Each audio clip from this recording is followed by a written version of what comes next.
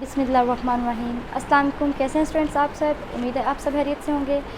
तो last lecture में हम लोगों ने सेट्स के बारे में ही पढ़ा था। लेक्चर नंबर 58 में चैप्टर 5 सेट्स एंड फंक्शंस वाला चैप्टर स्टार्ट किया था और बेसिक्स पढ़ी थी।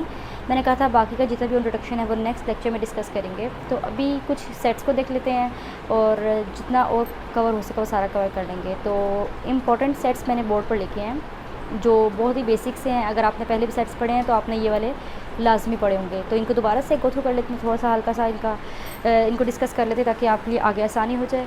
सम important sets n equals to the set of natural numbers. तो स्टूडेंट्स आपको पता है कि नेचुरल नंबर्स का सेट क्या होता है, 1 2 3 4 अप टू सो ऑन। अब ये जो 3 डॉट्स हैं इसका मैं लास्ट में भी बता चुकी थी कि जो इनफाइनाइट सेट होता है उसमें ये डॉट्स होते हैं तो पता चलता है कि ये सेट आगे कंटिन्यू रहेगा, एक जगह पर स्टॉप नहीं हो रहा। अगर स्टॉप हो रहा हो तो यहाँ पर फिर 4 ही लिखा होता है, 5 तक आगे रुक जाता।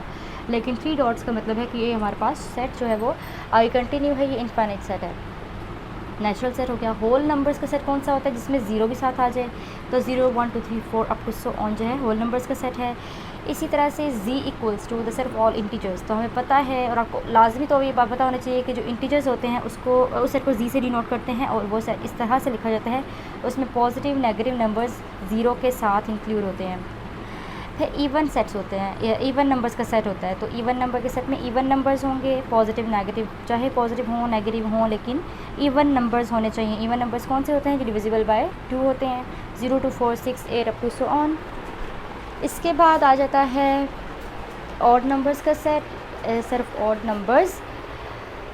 ऑड नंबर्स कौन से होते हैं? जो डिविजिबल बाय 2 नहीं होते। और इसमें भी इवन और इसमें भी नेगेटिव और पॉजिटिव नंबर्स जो है वो ऑड नंबर्स में आ जाएंगे, चाहे नेगेटिव हों पॉजिटिव हों वो ऑड नंबर्स में इंक्लूड होंगे। फिर प्राइम नंबर्स का सेट है 2 3 5 7 11 अप टू सो ऑन। ये भी इनफाइनाइट सेट है, सारे यहाँ पे इनफाइनाइट सेट्स ही लिखे हुए हैं।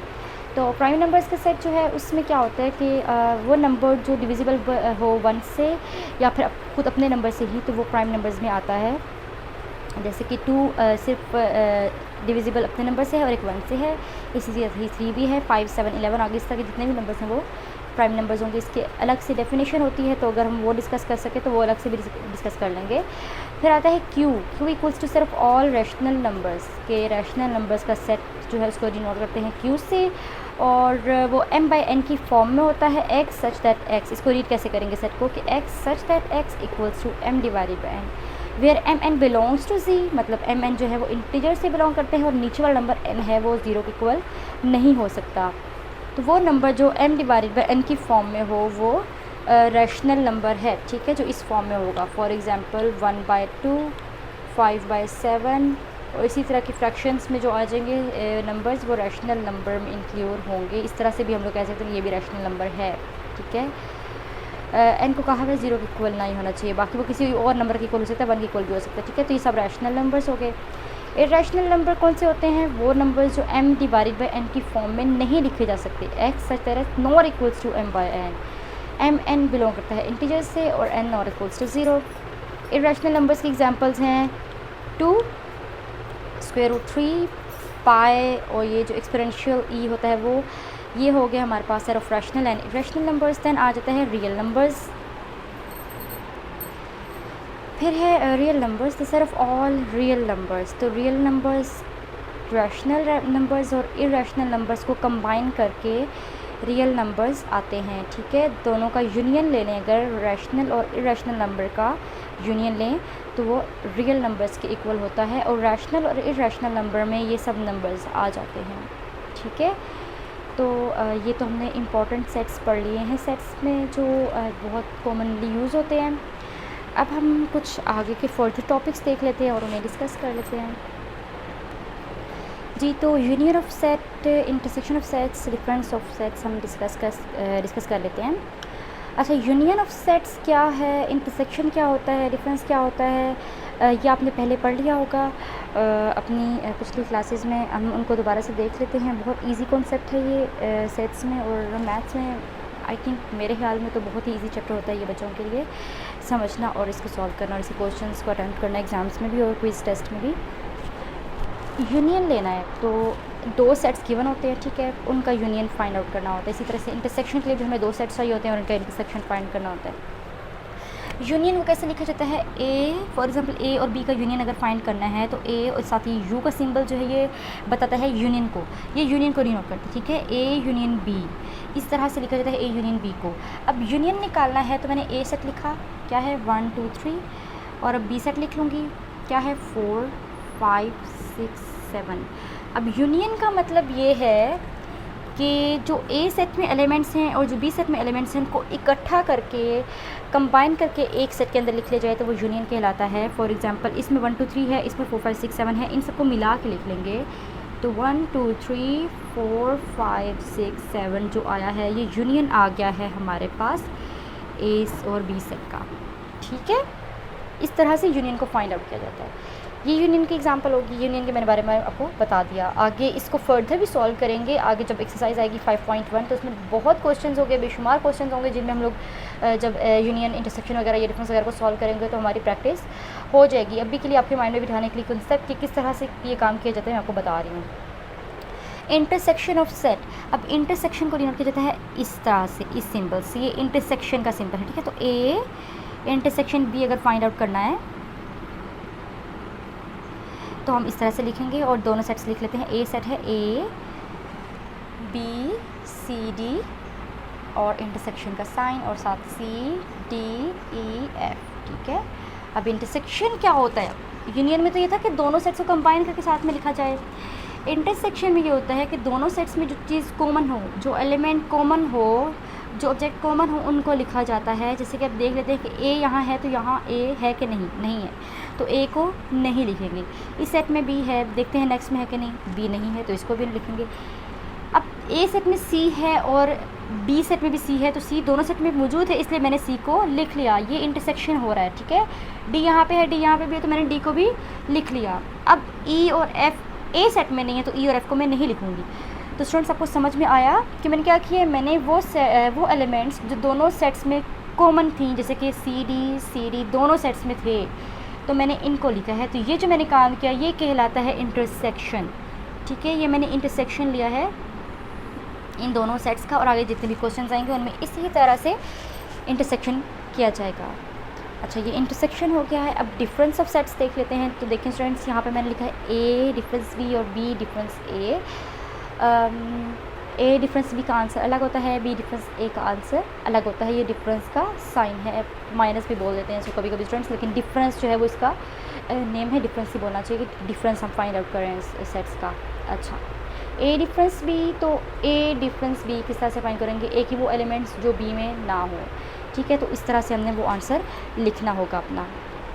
तो ए की वो एलिमेंट्स जो बी में मौजूद ना हो वो कौन सी हैं, 1 बी में नहीं है तो मैंने 1 लिख लिया, 2 बी में है 2 नहीं लिखूँगी, 3 बी है कि नहीं, 3 भी नहीं है 3 लिख लिया, 4 5 भी बी में है तो मैं नहीं लिखूँगी। तो मैंने ए डिफरेंस बी में क्या लिखा है, ए डिफरेंस बी में मैंने 1 और 3 लिखा है क्योंकि ये दोनों एलिमेंट्स जो हैं वो बी सेट में मौजूद नहीं है। तो ये मैंने डिफरेंस फाइंड आउट किया। डिफरेंस कैसे फाइंड आउट करते हैं मैं आपको दोबारा बता देती हूँ। एक डिफरेंस बी का मतलब है ए की वो एलिमेंट्स जो बी में ना हो वो यहाँ लिखेंगे। तो ए की 1 और 3 एलिमेंट्स थी जो बी में नहीं थी तो मैंने यहाँ पे लिख ली। तो ये ए डिफरेंस बी मैंने फाइंड आउट कर लिया है। अब बी डिफरेंस ए फाइंड करना है तो B difference A is equals to, B set है 2 4 5 6 8, डिफरेंस ए सेट है 1 2 3 4 5 1 2 3 4 5।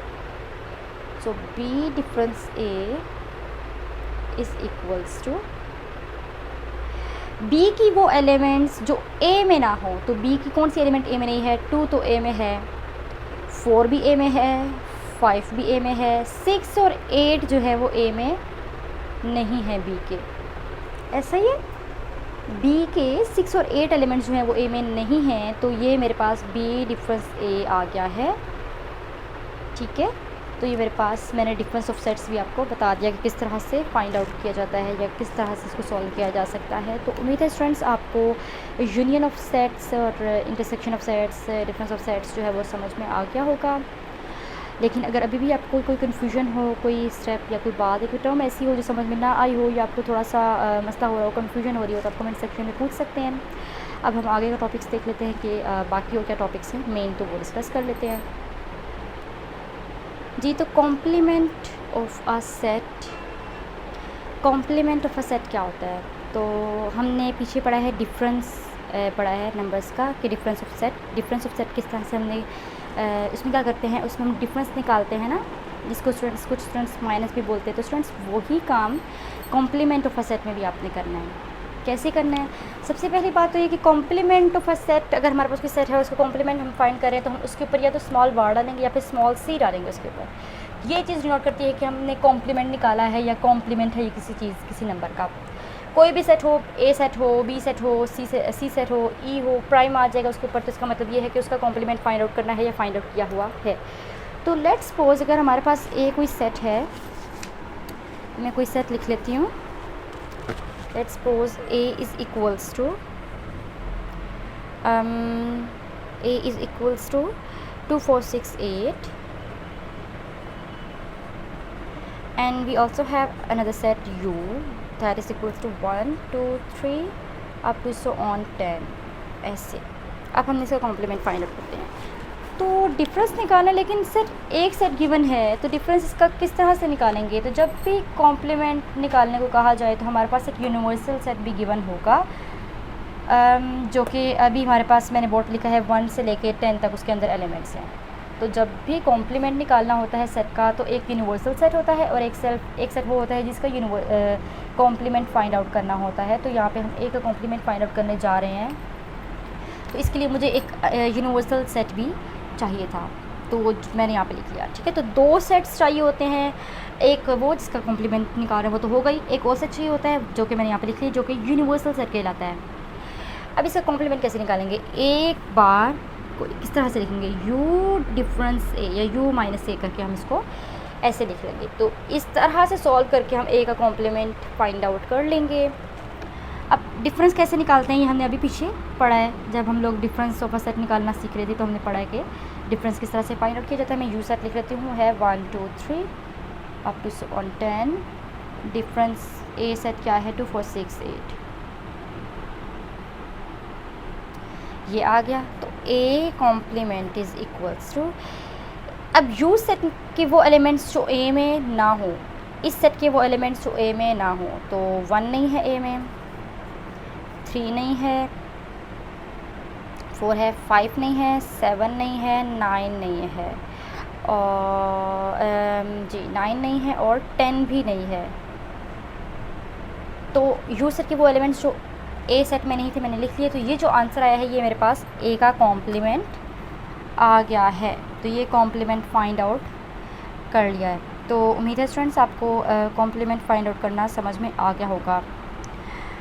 इसी तरह से अगर कोई बी सेट गिवन होगा तो यू सेट हमारे पास फॉर एग्जांपल ये गिवन है, तो हम इसी तरह से ये स्टेप करके यू माइनस बी करके बी का कॉम्प्लीमेंट भी फाइंड आउट कर लेंगे। या फिर सी का कॉम्प्लीमेंट फाइंड आउट करने को कहा जाए तो u माइनस सी करके सी का कॉम्प्लीमेंट निकाल लेंगे। u भी गिवन होगा और c भी गिवन होगा, उसकी परेशानी नहीं करनी, आपको बस काम करना आना चाहिए कि डिफरेंस फाइंड आउट किस तरह से किया जाता है। इसी तरह से e कॉम्प्लीमेंट अगर फाइंड आउट करना है तो u गिवन होगा, आपने u माइनस सी या u डिफरेंस e करना होगा।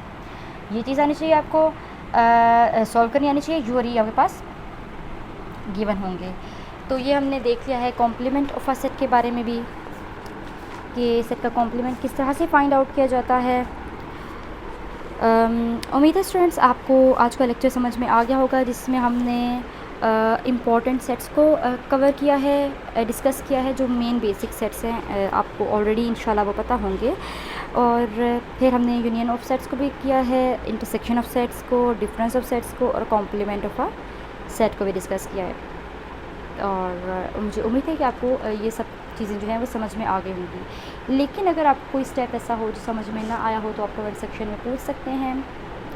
और वीडियो अगर पसंद आई है तो इसे लाइक करें, अपने फ्रेंड्स और क्लास फेलोज़ के साथ भी शेयर कर लें ताकि ये वाला कोर्स उन तक भी पहुंच जाए। चैनल पे न्यू है तो चैनल को भी सब्सक्राइब कर लें, बेल आइकॉन पर भी क्लिक कर लें ताकि आने वाली हर न्यू लेक्चर का, हर न्यू वीडियो का नोटिफिकेशन आप तक टाइम पर पहुँच जाए। अब मैं आऊँगी नेक्स्ट लेक्चर के साथ जिसमें स्टार्ट करेंगे एक्सरसाइज 5.1 को। तब तक के लिए अल्लाह हाफिज़।